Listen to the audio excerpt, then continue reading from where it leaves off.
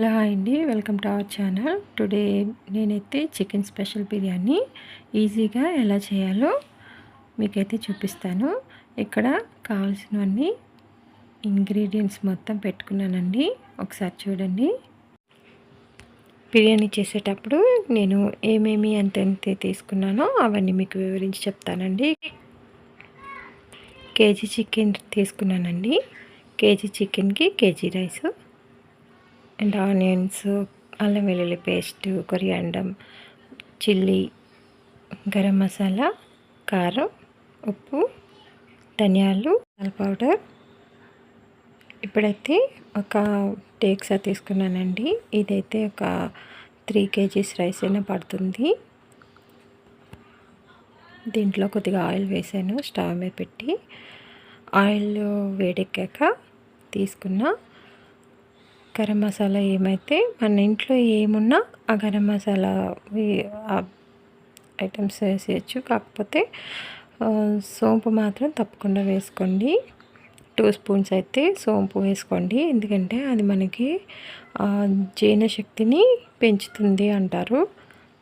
Digest అనేది బేగా అవుతుందన్నమాట. యాక్చువల్లీ బిర్యానీ తినేటప్పుడు చాలామంది చెప్పేది ఏంటంటే డైజెస్ట్ కాలేదు త్వరగా అని.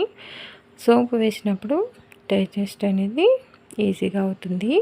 ఇక్కడైతే ఆనియన్స్ వేసానండి. నేనైతే 4 ఆనియన్స్ కటింగ్ చేశాను. గరం మసాలా దినుసులు ఏమైతే వేసామో అవన్నీ ఆయిల్లో బాగా ఫ్రై అవ్వాలండి. అవి ఫ్రై అయ్యాక ఆనియన్స్ అయితే వేయండి. అలా అయితే ఫ్లేవర్ బాగా వస్తుంది. నెక్స్ట్ ఆనియన్స్ కూడా బాగా వేగడానికి సాల్ట్ అయితే వేసుకున్నాము. సాల్ట్ వేసి బాగా కలిపితే అవి బేగా మనకి వేగుతాయి అన్నమాట.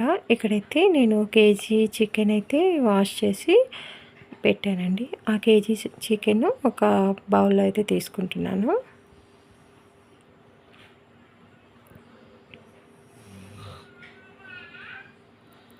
కేజీ చికెన్కి 1 స్పూన్ సాల్ట్ వేసానండి. మళ్ళీ మనం వేసుకుంటామన్నమాట సాల్ట్, దీంతో సరిపోదు.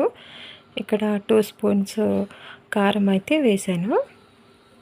తక్కువ కారం తినాలి అనుకునే వాళ్ళు తక్కువ వేసుకోవచ్చు. ఒకవేళ ఎక్కువ కారం కావాలి అంటే ఇంకో స్పూను కారం అయితే వేసుకోవచ్చు. అలానే పచ్చిమిరపకాయలు అయితే ఒక 4 పచ్చిమిరపకాయలు కోసుకొని వేసానండి. తర్వాత కొద్దిగా ఎక్కువే పెరుగు వేసాను. ఎందుకంటే ఇది కొద్దిగా సాఫ్ట్గా, ఈ బిర్యానీ సాఫ్ట్గా ఉంటుంది. వేడి మీదే తిన్నా అంటే వేడి మీద నార్మల్గా అయితే జనరల్గా కొద్దిగా సాఫ్ట్గా ఉంటుంది ఏ బిర్యానీ అయినా. అది కొద్దిగా చల్లారాక రైస్ అనేది కొద్దిగా గట్టి పడుతుంది కదా. అలా కాకుండా ఉండాలంటే కొద్దిగా పెరుగు అయితే మనం ఎక్కువ తీసుకుంటే అది సాఫ్ట్గా ఉంటుందన్నమాట. ఇక్కడైతే కలిపేసాను. ఇక్కడైతే ఒక స్పూన్ గీ అయితే వేసుకుంటున్నానండి. నార్మల్గా అయితే ఆయిల్లో వేస్తారు, బట్ అలా అయితే కొద్దిగా పొగలు వచ్చేసి ఆ స్మెల్ అనేది పోతుందన్నమాట, గీ స్మెల్. అలా పోకుండా ఉండాలి అంటే ఇలా ఆనియన్స్ వేసాక వేసుకోండి. ఇది సోనా మసూరి రైస్ అండి. నేను నార్మల్ రైస్తోనే చేసేస్తున్నాను. మీకు బాస్మతి రైస్ కన్నా ఈ సోనా మసూరి రైస్తోనే టేస్ట్గా ఉంటుంది బిర్యానీ. ఆఫ్టర్నూన్ చేసుకున్నది ఈవినింగ్ నైట్ కూడా తింటే చాలా టేస్ట్గా ఉంటుంది. ఇక్కడైతే ఆనియన్స్ బాగా వేగుతున్నాయండి. బాగా వేగాకే మనం మసాలా వేసుకుందాం. ఇక్కడైతే చికెన్ కలిపి ఉంచానండి. అది అప్పటికప్పుడే కలిపాను అనమాట. ఇది అల్లం వెల్లుల్లి పేస్టు. ఇది ఒక 5 స్పూన్స్ ఉంటుందని తప్పకుండా ఎక్కువ వేసుకోవాలి. ఇక్కడ ఒక కొత్తిమీర కట్ట అయితే నేను కోసి ఉంచానండి. ఎక్కువ కొత్తిమీరే పడుతుంది. ఇక్కడ ఆనియన్స్ అయితే బాగా వేగాక నేను 5 స్పూన్స్ అల్లం వెల్లుల్లి పేస్ట్ అయితే యాడ్ చేస్తున్నాను. తప్పకుండా అల్లం వెల్లుల్లి పేస్ట్ కొద్దిగా ఎక్కువ వేసుకోండి.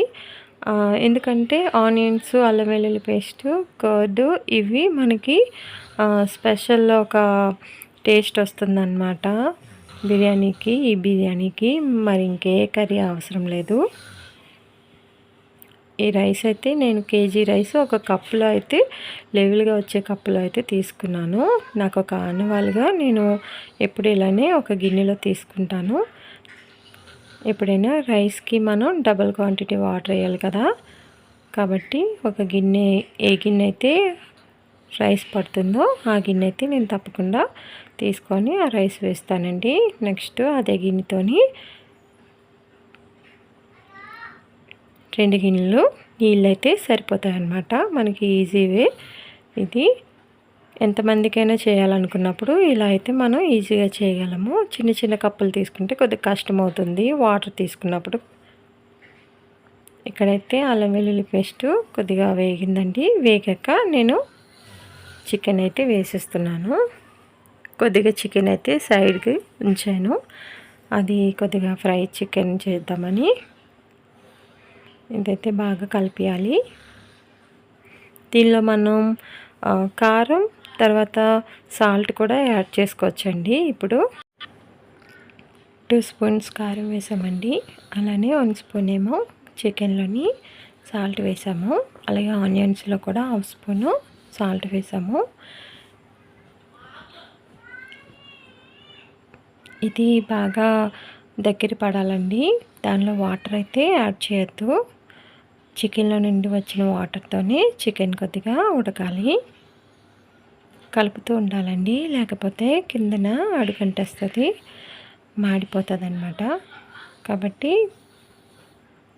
కలుపుతూ ఉండండి. నెక్స్ట్ నేనైతే పక్కన ఒక కళాయిలోని కొద్దిగా ఆయిల్ తీసుకున్నాను ఫ్రై చికెన్ కని. నేను ఇందాక చికెన్లోని కొద్దిగా చికెన్ సైడ్ చేశాను కదండి, ఆ చికెన్లో 1/2 స్పూను అల్లం వెల్లుల్లి పేస్ట్ వేసేసాను. అది వేసి కలిపి నేను కళాయిలో తీసుకున్నానండి. తర్వాత నేను ఇక్కడ కారం, కొద్దిగా ఉప్పు కూడా యాడ్ చేస్తున్నాను. ఇది ఫ్రై చికెన్ కాబట్టి కొద్దిగా కారంగా ఉంటే బాగుంటుంది. దీన్నైతే స్టవ్ మీద పెట్టేసి ఫ్రై చేస్తున్నానండి. ఇది ఈ చికెన్ బిర్యానీకి బాగుంటుంది, ఈజీగా ఫ్రై అవుతుంది అన్నమాట. కర్రీలా కూడా తినచ్చు.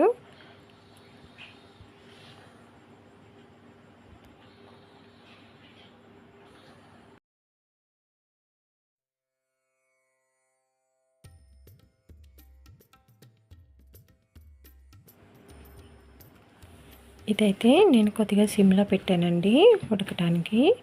నేను బిర్యానీలోకి రైతా కూడా ప్రిపేర్ చేశాను, దానిలో మిర్చి వేయలేదు, పిల్లలు కూడా తింటారని. ఇక్కడైతే ఫ్రై చికెన్ అయితే ఆల్మోస్ట్ రెడీ అయిపోయిందండి. నెక్స్ట్ ఇక్కడైతే చికెన్ కూడా బాగా బాయిల్ అయిపోయింది. దానిలోకి మనం తీసుకున్న రైస్ గిన్నెలోని 2 గిన్నెలు నీళ్ళైతే వేస్తున్నాను.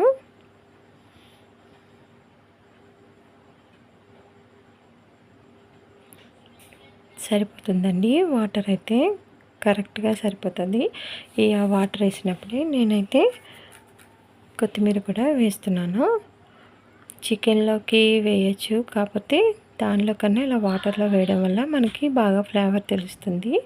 కొద్దిగా సాల్ట్ అయితే మళ్ళీ వేసానండి, మనకి టేస్ట్ సరిపోయే సాల్ట్ అయితే ఇప్పుడే మనం వేసుకోవాలి.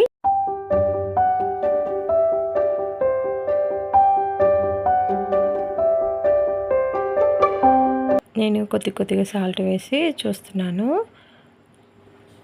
ఫుల్ ఒక స్పూన్ సాల్ట్ అయితే పట్టిందండి వాటర్కి.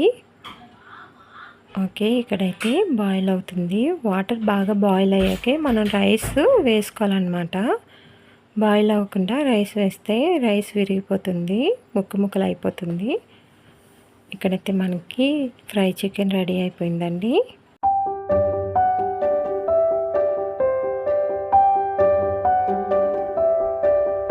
చాలా సాఫ్ట్గా టేస్టీగా ఉంది. ఇక్కడ వాటర్ అయితే చాలా బాగా బాయిల్ అయిపోతుంది. రైస్ కూడా యాడ్ చేసుకుందాము. రైస్ యాడ్ చేశాక ఒకసారి కలపాలండి. బాగా కలిపాక వాటర్ మళ్ళా బాయిల్ అవ్వాలి. అప్పటి వరకు హై ఫ్లేమ్లోనే ఉంచేయాలండి. ఆనియన్స్తో ఫ్రై చికెన్ అలా తిన్నా కూడా చాలా టేస్ట్గా ఉన్నదండి. ఆల్రెడీ నేను వీడియో చేసి 1 డే అవుతుంది, సో అలా అని చెప్పాను. ఓకే, ఇక్కడ రైతా కూడా రెడీ అయింది. ఇక్కడైతే నేను రైస్ వేసాక బాయిల్ అయిన వాటర్ అయితే మీకు చూపిస్తున్నాను. ఒకసారి మళ్ళీ బాగా కలపాలండి. అలా కలపకపోతే రైస్ అయితే కింద నుండిపోయి అది మాడిపోతుంది అన్నమాట. సో ఒకసారి హై ఫ్లేమ్లోనే ఉంచి వాటర్ మళ్ళీ బాగా బాయిల్ అయ్యే వరకు ఉంచి ఇప్పుడు మూత మనం పెట్టుకున్నాక సిమ్లో పెట్టుకోవాలండి. ఇంకా మళ్ళీ ఒక 15 మినిట్స్ తర్వాత లేదా 10 మినిట్స్ తర్వాత మనం చూస్తే రైస్ అయితే ఉడికిపోతుంది. ఒకసారి ఒకవేళ పైన కానీ వాటర్ ఆయిల్ ఉంటే ఒక్కసారి కలపండి. నేను ఇక్కడైతే కలిపి చూపిస్తున్నాను. కలిపిన తర్వాత మళ్ళీ మూత పెట్టుకోండి బాగా ఉడికే వరకు. ఒకవేళ వాటర్ కానీ మీకు ఎక్కువైపోతే మూత పెట్టకండి. మూత తీసేసి కొద్దిగా కలిపేసి సిమ్ ఫ్లేమ్లో పెట్టేయండి, సరిపోతుంది. ఇక్కడైతే బిర్యానీ రెడీ అయిపోయిందండి. ఇక్కడైతే సర్వింగ్ ప్లేట్లో తీసుకున్నాను. ఈ బిర్యానీకి రైతా కర్రీ అవసరమే లేదండి, అంత టేస్ట్గా ఉంటుంది. ఈ వీడియో మీకు నచ్చినట్లయితే లైక్ చేయండి, షేర్ చేయండి, సబ్స్క్రైబ్ చేసుకోవడం మర్చిపోకండి నా ఛానల్ని. మరిన్ని వీడియోస్ కోసం బెల్ ఐకాన్ని ప్రెస్ చేయండి. Thanks for watching.